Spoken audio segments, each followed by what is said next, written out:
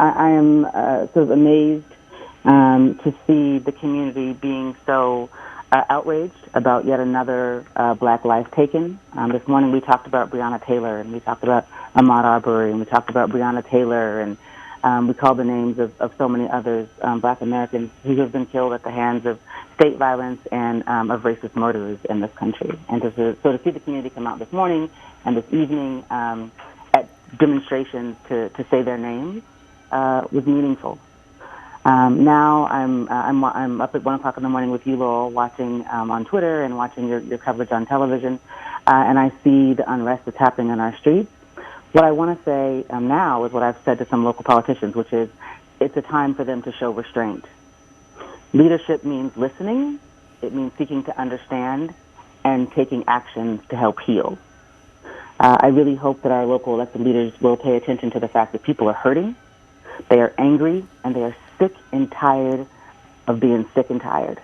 I know I am. And I also really hope that folks will be, the elected people will be careful about their language. What I have seen tonight is damage. I have seen people, breaking windows and things like that. We should not be talking about that as violence. Those are things. Those are buildings. Those are property. And they matter.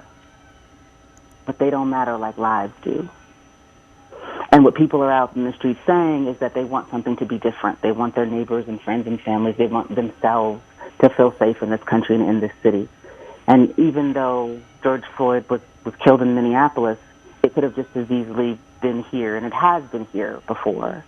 So I hope that local leaders will use their rhetoric to talk about justice, to talk about what they're going to do differently so that people don't have to take to the streets in this fashion anymore.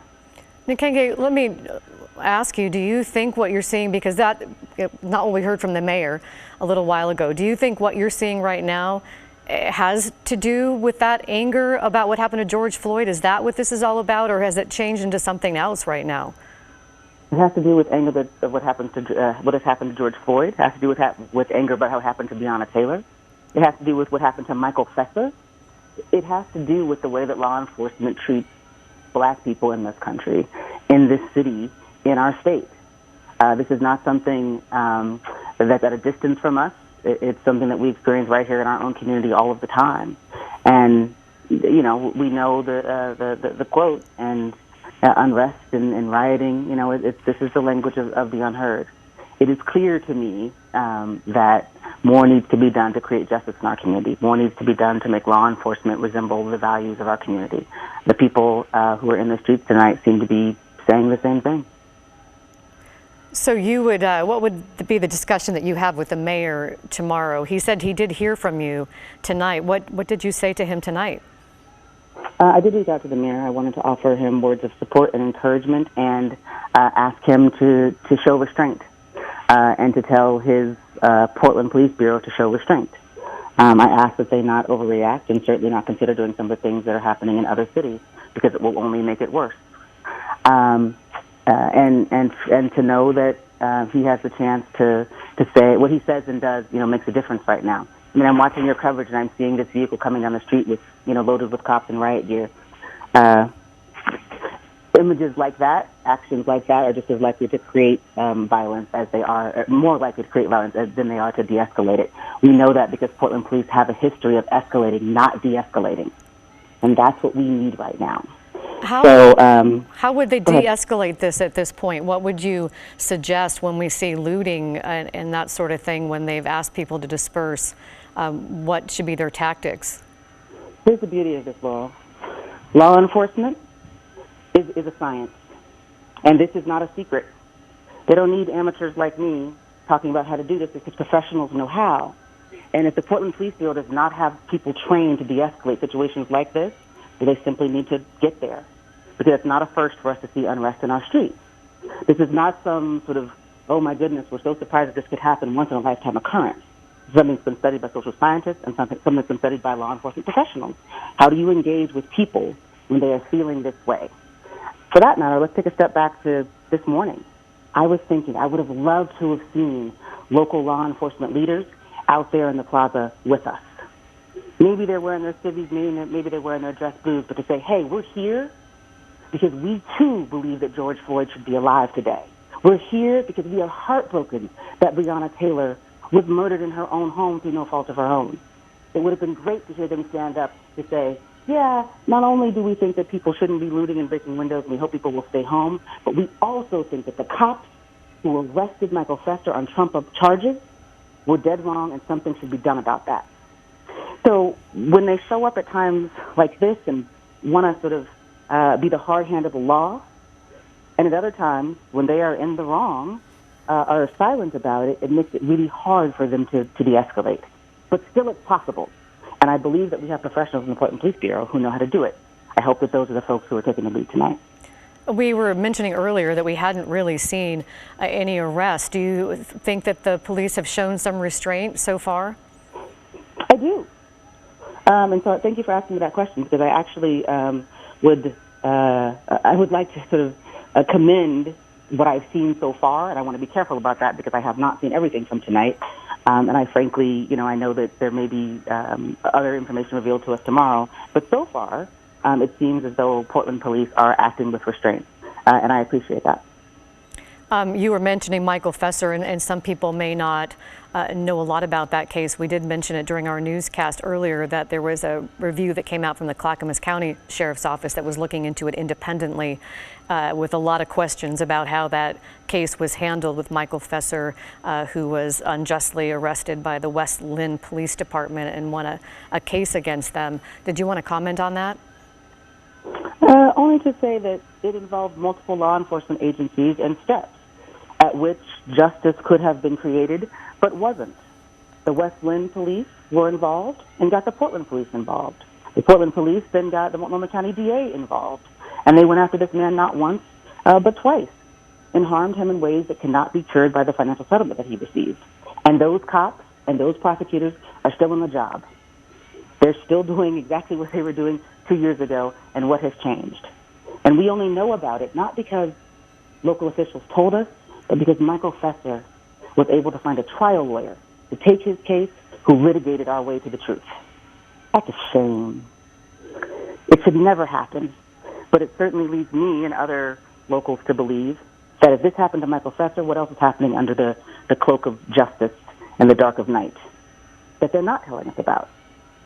And if they're really going to be able to hold themselves and our community to the standard that we all want to have of justice and of peace and of equity, those law enforcement agencies themselves have to turn their pockets inside out. They have to say what's true. They have to clean up their own houses. They have to do better and live up to their oath, live up to their duty to build justice, not just to try to mete it out to others.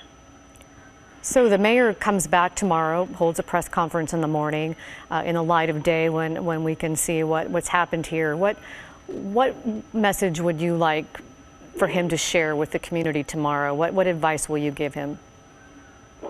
My advice to Mayor Wheeler will be to take a breath.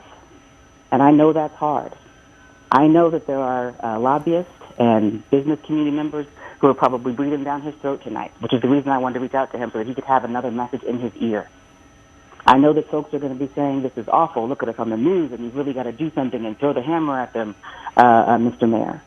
I hope that he has the sense of self to say, no, we won't be throwing the book at folks. We're not tossing the hammer as hard as we can. We're going to listen. We're going to think. We're going to learn and be smart about this. And if there are things, folks that will be prosecuted, I hope that it's done in a way that makes sense for justice, not in a way that simply makes sense for commercial interest. Much frankly, in the way that we've seen our homeless being treated when businesses react to having people sleeping on the street in front of their businesses, our streets are sometimes swept of homeless people. I hope that the response from our leaders is different this time, not thinking about what business is telling you only. While they matter, they don't matter most in this instance. Listen to what the people in those streets are telling you, because nobody wants to be out in the streets at 1 o'clock in the morning screaming for justice and fighting for the lives of their friends and their neighbors. They'd much rather be at home, quite frankly. I know that you have great hopes in the new district attorney. I interviewed him yesterday for Straight Talk, but we talked about him on election night, Mike Schmidt, who's a district attorney-elect who promised reform in the district attorney's office. Any thoughts about that tonight? I am delighted that Mike Schmidt won the election. And based on the things that he has said about justice, that led him to become an attorney in the first place, and the platform that he built as a candidate, I'm excited.